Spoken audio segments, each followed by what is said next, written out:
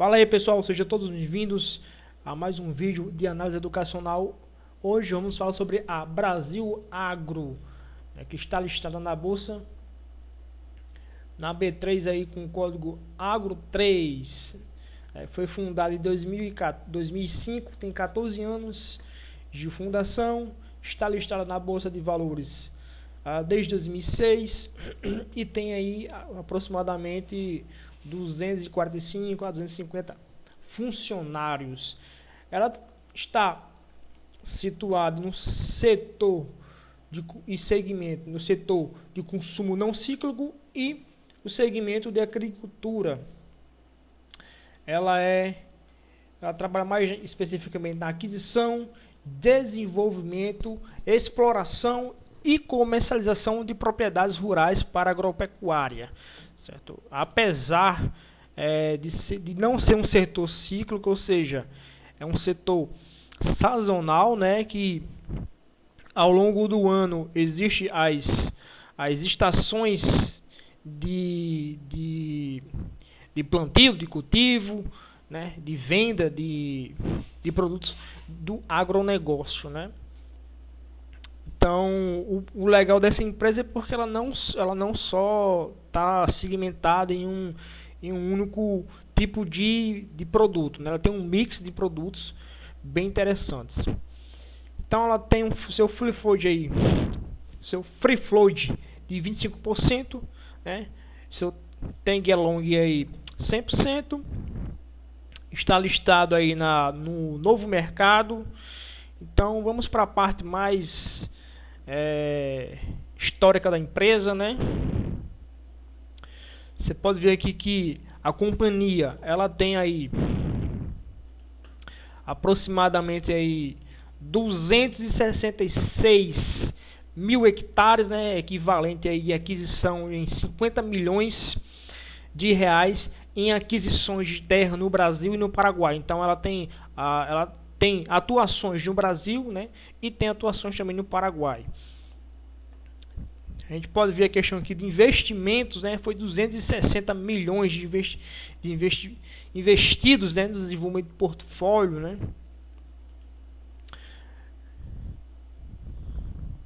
Então isso aqui é o modelo de negócio da empresa, é mais ou menos especificamente isso aqui, né. Então o que ela faz? Ela compra as terras, então ela faz a aquisição das terras, né, terras não desenvolvidas, enfim, e em seguida faz a questão da transformação, né, faz todo o seu desenvolvimento ali dentro das terras. Aí vem a questão do aumento da produtividade e em seguida, quando a terra está madura, ou ela dá continuidade dentro da produção agrícola, ou ela simplesmente vende as terras, ou seja, ela adquire terras, adquire fazendas e faz todo esse desenvolvimento aqui para em seguida ou ela vender seus produtos, né, cana-de-açúcar, soja, a criação de gado e ou até mesmo vender essas terras, né? Então é uma forma que ela atua basicamente, o mix de produtos dela, mas é basicamente isso, né? Então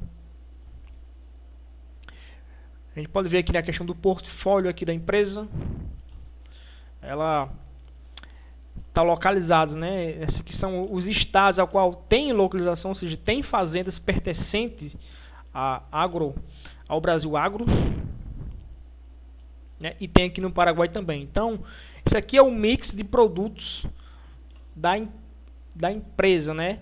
Cana-de-açúcar, soja, milho, algodão e a pecuária, que é a criação de animais, a criação de gado, né? Então, ou seja, ela tem produtos que ao longo do ano ela não fica sem produção, ela não fica sem geração de receita, né? Ainda que são períodos sazonais, né? A cana-açúcar tem um período de plantio, de produção, de retirada. A soja também tem seu período, né? Seu ciclo de plantar, de colher, o milho também, assim sucessivamente, né? Então ela tem, com esse mix de produto, eu consigo enxergar que ela tem um leque ao longo do ano, ou seja, no ciclo operacional da empresa, ela sempre está conseguindo gerar receita ao longo do ano, né? Então, ainda que seja um setor de consumo não cíclico, ainda que seja um setor sazonal, né? Épico em relação a cada tipo de plantio, cada tipo de cultivo produtivo, ela tem esse mix de produtos que faz com que sempre haja geração de receita, geração de caixa no ciclo operacional. Então aqui seria a questão das vendas das fazendas, né? Tipo, a questão, o valor que ela adquiriu, o valor que ela vendeu, né? Eu achei interessante ver justamente aqui essa fazenda aqui de Jatobá, né? Ela comprou a 18 milhões e vendeu aí a 164 milhões de reais. Então houve aí uma evolução aí enorme em relação a quanto ela comprou e o quanto ela vendeu. Então ela não fica dependente só da produção. Ela faz a aquisição de novas terras, ela faz o preparo das terras, ela produz e ela amadurece a terra para em seguida ou dar continuidade nas safras seguintes de milho, de algodão ou de soja, ou até mesmo a venda das fazendas, né?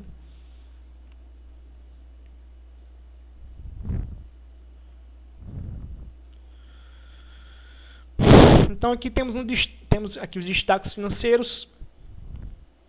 Houve aí nesse trimestre, o último trimestre de 2019, aí houve aí uma receita líquida de 185 milhões de reais, com um lucro líquido de 40 milhões de reais e a EBITDA ajustada, ou seja, o lucro operacional ajustado, em 57,4 milhões de reais, né? Então aí ela nada mais ou menos aí ela conseguiu gerar de receita 28,7 milhões em venda de fazenda e fez a distribuição, se eu não estou enganado, foi a primeira distribuição de dividendos da empresa, foi o ano passado. Ela distribuiu aí 50 milhões de reais em dividendos, né? Uma bagatela de 93 centavos por ação, né? O preço atual da ação está aproximadamente entre R$22, R$23. Então, assim, você conseguir você ter uma empresa como essa, ter uma ação no valor aproximado de R$22, R$23, conseguir receber dividendos de 93 centavos, não é toda empresa, não é toda a ação que te dá esse retorno em relação ao valor unitário da ação. R$22 você receber quase R$1 por ação é muita coisa.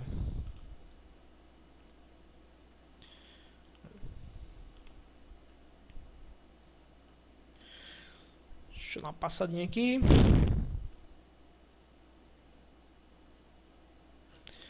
Uma coisa que eu achei bem interessante aqui, que ela faz a relação. Isso, né? Aqui é a questão do ano safra, né? A questão de plantio, a evolução da soja, né? A soja em 2019 houve aí essa evolução, né? Aí tem o milho, tem o milho safra, milho safrinha, aí tem a cana de açúcar, aí tem as pastagens, né? Aí tem algodão. Então isso, cara, eu sinceramente me apaixonei por essa empresa. Vai ser uma das empresas que eu vou estar agregando no meu portfólio de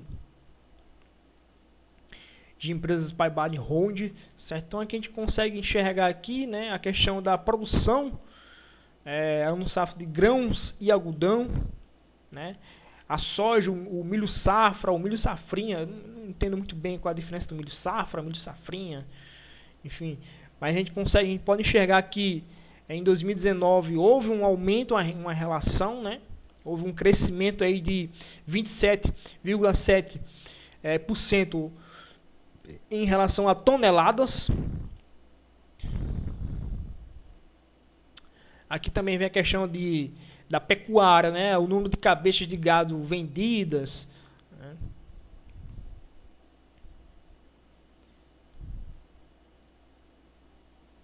E aqui a gente consegue enxergar a questão dos resultados referente às receitas referentes a cada produto, a cada tipo de produto que ela tem, né?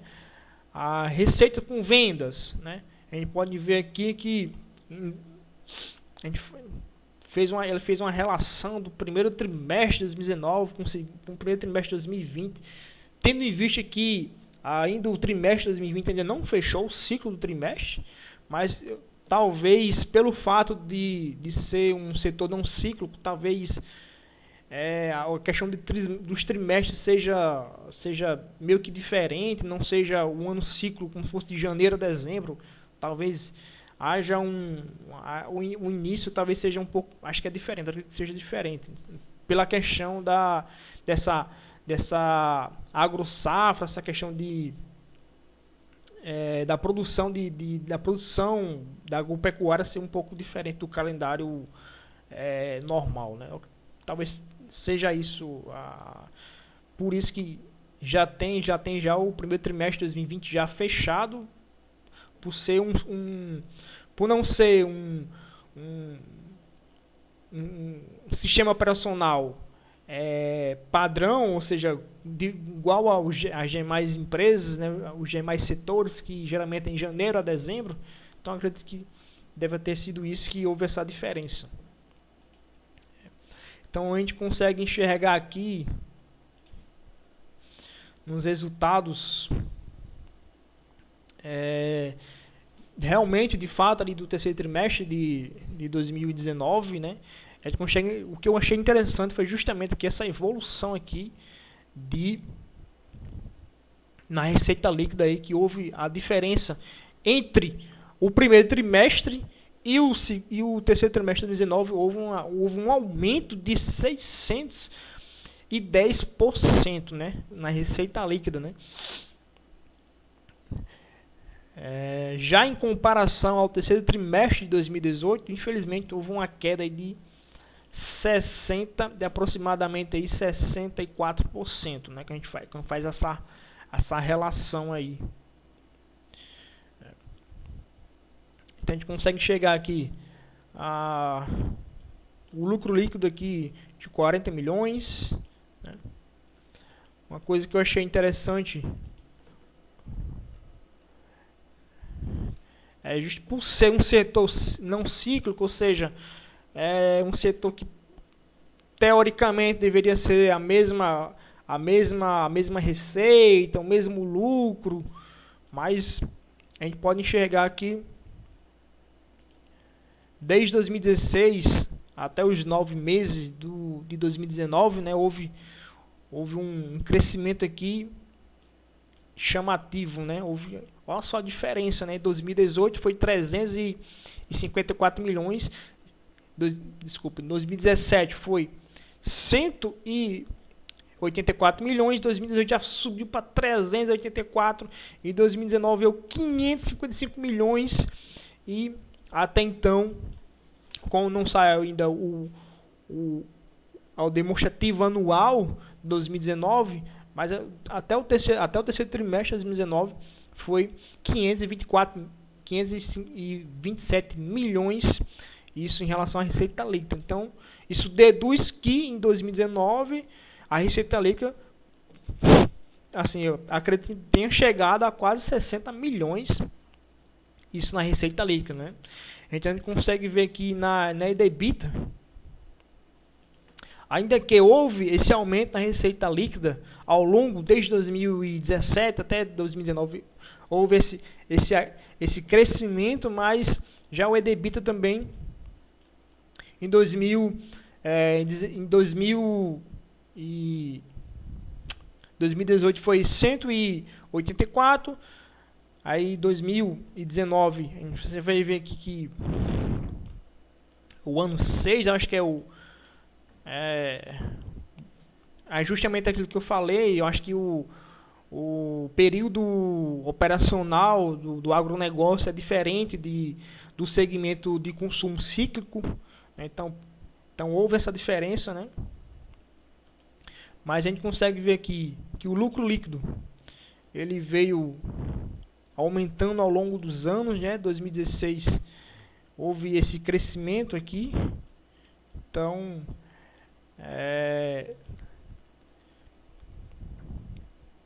em relação à dívida, agora eu fico um pouco preocupado em relação a essa dívida aqui. Justamente essa aqui era para ser um pouco menor, mas a gente sempre consegue enxergar que houve um crescimento aqui na dívida, né? Na dívida líquida aí ela aumentou significativamente. E aqui a gente consegue enxergar os dividendos distribuídos no ano passado, que foi 93 centavos por ação, né? Então gerou um payoff aí de 136% no payoff. Então, quando a gente começa a gente vê aqui os indicadores fundamentalistas. Aqui o PL aqui eu não vejo. Eu teria que comparar com as demais empresas do mesmo segmento, mas a princípio é um PL baixo, né? O preço que a gente está disposto em pagar por ações. É uma coisa que sempre eu gosto de enfatizar, é justamente o lucro líquido, a liquidez corrente, né? Quanto a empresa tem de curto prazo para honrar suas obrigações de curto prazo. Né? A imagem de EBITDA aí de 36% não é ruim, é uma eficiência boa, uma margem operacional boa. Eu gosto dessa margem operacional. Então é isso aí, pessoal. Vamos ver aqui a questão, como está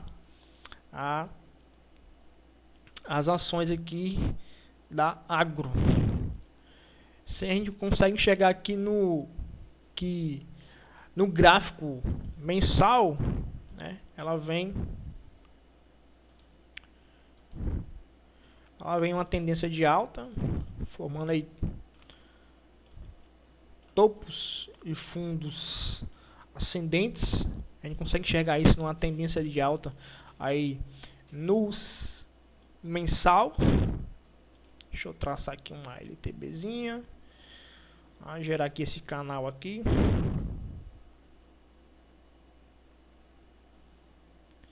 Então a gente consegue enxergar isso aqui no mensal. No semanal a gente também consegue enxergar também justamente esse canal, né? Esse canalzinho aqui no mensal.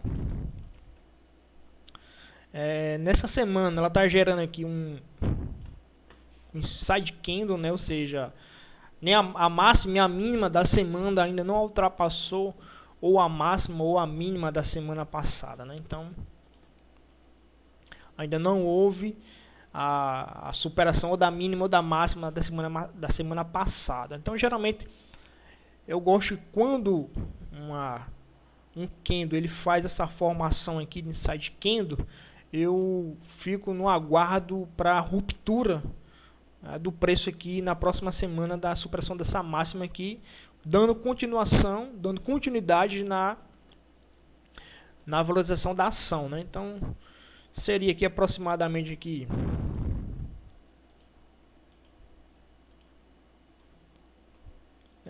a superação aqui dos R$20,75, né? Então, se a próxima semana, isso a gente olhando na ótica semanal, né? Se na próxima, então ele está fazendo esse movimento aqui, fez esse side candle, então se na próxima semana ela gerar este movimento aqui, a superação dos R$20,75, então é uma boa oportunidade de compra para longo prazo na Agro 3.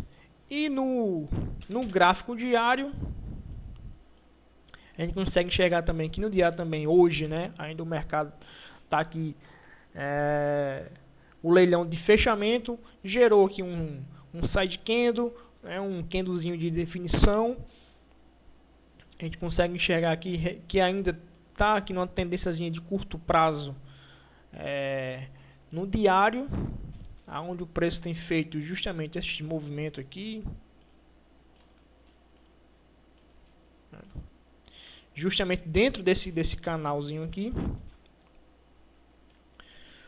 Então eu acredito que, deixa eu apagar aqui, olhando na ótica diária, no gráfico diário, traçando, fazendo aqui este movimento,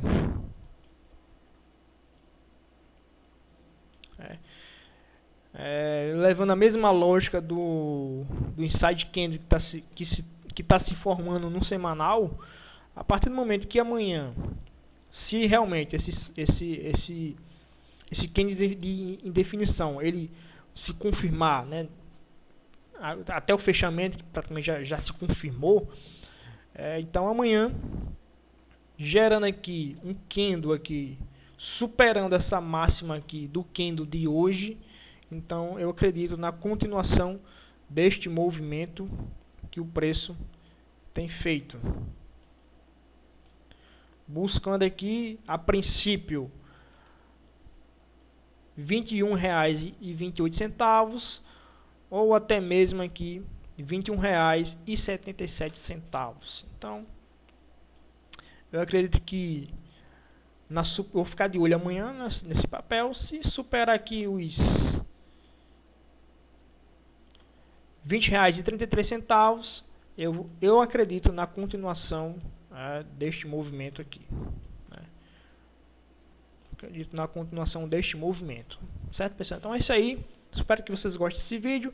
E só reforçando, aqui a nossa intenção não é recomendação de compra e venda de ativos, certo, pessoal? Isso fica aí por conta de vocês. A nossa intenção é passar para vocês o básico de como vocês fazer uma boa leitura fundamentalista da empresa, né, do segmento, e ver a questão da leitura gráfica da ação no seu movimento, se está em tendência, se está lateralizado, enfim.